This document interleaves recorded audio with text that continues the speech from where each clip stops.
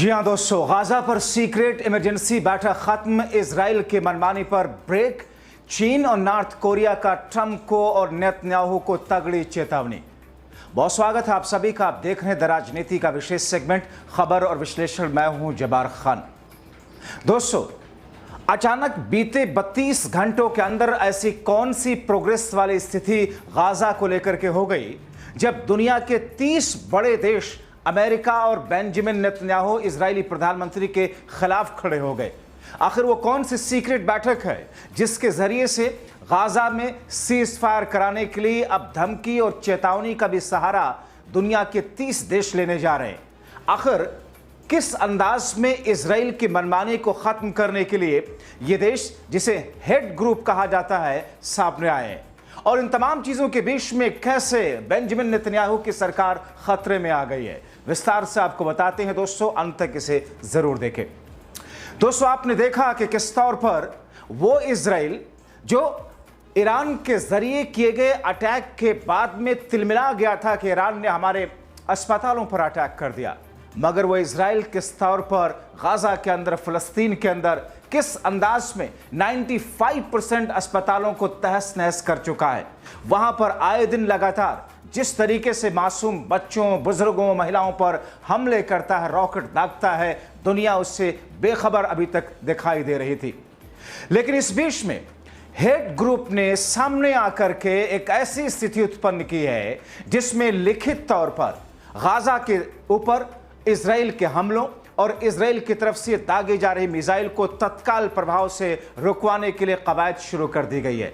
और कहा यह जा रहा है कि इसकी इमरजेंसी तत्काल बैठक भी फौरन बुलाई गई है, जिसमें लिखित तौर पर पास किया जाएगा, एक रेजोल्यूशन होगा और फिर international court of justice ICJ और ICC, जिनके उन फरमानों को पालन कराने के लिए अमेरिका और इजराइल पर दबाव बनाया जाएगा।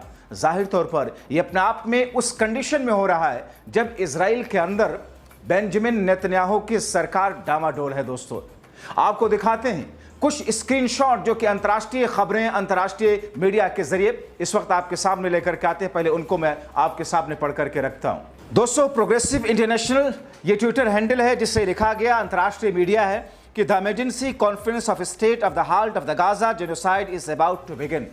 ये मीटिंग शुरू होने से पहले का एक ट्वीट जिसके जरिए से गाजा में सीज फायर को लेकर के जो बातें कही जा रही थी क्योंकि इस बीच में क्या कुछ हो रहा है, इसी बीच में जिस अंदाज में सप्रेस न्यूज जो कि अंतर्राष्ट्रीय मीडिया एजेंसी, उसने लिखा कि Israel is attacking starving Palestinian in the sea, the Israeli navy has opened heavy gunfire towards Palestine fisherman off the coast of the Gaza city. यानी कि लगातार इजराइल किस तरीके से हमले कर रहा है। हालांकि इजराइल का कह रहा है कि हमने तो रोक दिया, मगर आप देखिए डेली ईरान न्यूज ने लिखा कि Gaza is bomb daily with American weapons. इसने दरअसल शी जिनपिंग चीन के हवाले से लिखा है कि चीन ने एक तरीके से चेतावनी दी है अमेरिका को, डोनाल्ड ट्रंप को और इजराइल को कि इजराइल अमेरिका के वेपन से, अमेरिका के हथियारों से जिस अंदाज में हमले कर रहा है उसको तत्काल प्रभाव से रोके। और उसी शी जिंग की चेतावनी को ईरान न्यूज ने, डेली ईरान न्यूज ने लिखा कि Gaza is bomb daily with the American weapons, the Washington says it's concerned about the worsening humanitarian situation, that's not concern, that's nuclear hypocrisy. ये दरअसल चीन की तरफ से ये बातें कही जा रही हैं। और इसी तरीके से नॉर्थ कोरिया ने क्या धमकी दी है दोस्तों, अपने आप में बड़ा दिलचस्प है। नॉर्थ कोरिया ये कहता है, नॉर्थ कोरिया के राष्ट्रीय अध्यक्ष ने कहा, hitting US and European bases is easier for us than drinking water, कि हमारे लिए यानी कि नॉर्थ कोरिया के लिए अमेरिकी और यूरोपियन एयर बेसिस को तबाह करना ऐसे ही है जैसे कि एक गिलास पानी का पीना।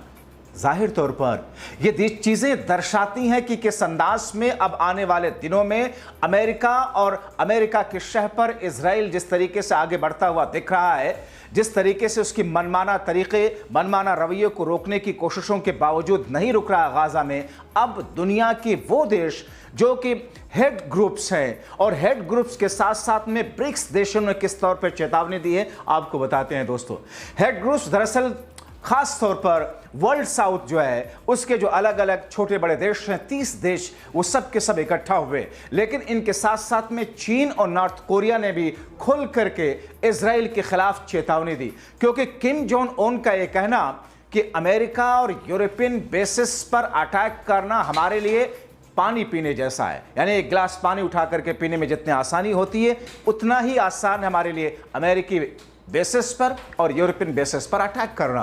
दूसरी तरफ हमने आपको इंटरनेशनल मीडिया की खबर दिखाई कि किस तौर पर चीन ने इजराइल को चेतावनी दी है कि अमेरिकी हथियारों के जरिए जिस तरीके से तुम गाजा के अंदर अटैक कर रहे हो, रुक जाओ, ये सही मौका है, वरना आगे की स्थिति बहुत ज्यादा भयावह हो सकती है। दोस्तों, तो एक ऐसी स्थिति में जहां पर हाल ही में इजराइल और ईरान का युद्ध विराम हुआ और जहां पर डोनाल्ड ट्रंप ने ईरान के ऊपर अटैक करके जिस अंदाज का संदेश देने की कोशिश किया था, उस पर इजराइल ने जवाबी कार्रवाई करके अमेरिका के अब जिस एयरबेस बेस पर हमला किया, वो कहीं ना कहीं दर्शाया कि अमेरिका के दबाव में ईरान आने वाला नहीं।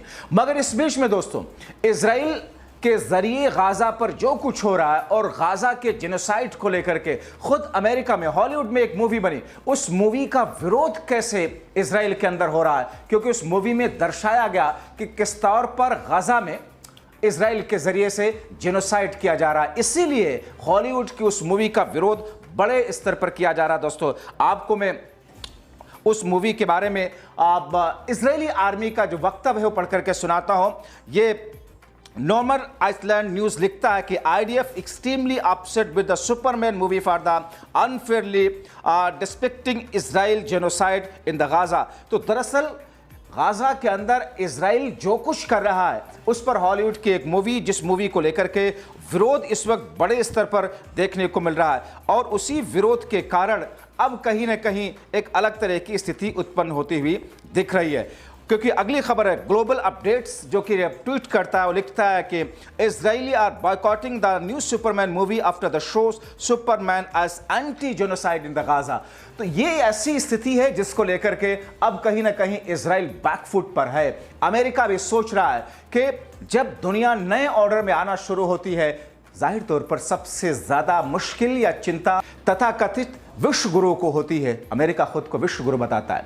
मगर इसके अलावा दोस्त, किस तौर पर आर्थिक तौर पर, ट्रेड के तौर पर कैसे घेरने की कोशिश अमेरिका और इजराइल को इस वक्त की जा रही है। बहुत सारे देश इजराइल के बायकॉट करने का ऐलान कर चुके हैं, और ऐसे में आप देखें कि जो डॉलर की मोनोपोली पूरे विश्व के अंदर है, और जिस डॉलर की मोनोपोली के चलते अमेरिका कैसे टैरिफ तमाम देशों के ऊपर लगा रहा है, इस बीच में चाइना और रशिया के बीच में आप देखें डॉलर का बिजनेस खत्म का है। चाइना और रशिया के बीच में डॉलर नहीं बल्कि चाइना के यॉन और रशिया के रुबेल में, यानी कि वहां की जो करेंसी है उनके बीच में वहां पर अब ट्रेड हो रहा है।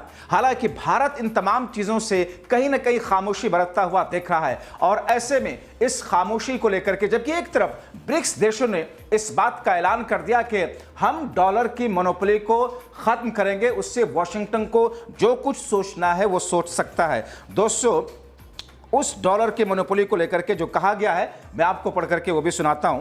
तो जाहिर तौर पर ब्रिक्स देशों ने जिस तरीके का कदम उठाया है, उसके जरिए से दर्शाने की कोशिश की गई है कि डी डॉलराइजेशन की जो मुहिम है, उस मुहिम को हम रोकने वाले नहीं। ऐसे में भारत का जो भी कदम हो, लेकिन एक भारतीय वरिष्ठ पत्रकार हैं, उन्होंने जो ट्वीट किया कि रूसी विदेश मंत्री लाव्रोव कह रहे हैं कि डी डॉलराइजेशन तो नहीं रुकेगा, होकर रहेगा, हमें इससे कोई मतलब नहीं कि वाशिंगटन की चिंताएं क्या हैं, उसकी धमकियों से भी ये रुकने वाले नहीं। चीन, ब्राजील पहले ही कह चुके हैं कि डॉलर की दादागिरी नहीं चलेगी, बस एक मोदी सरकार है जो ट्रंप की धमकियों के सामने सरेंडर कर रही है। ऐसे में ये देश या कोई और देश भारत का साथ क्यों देंगे।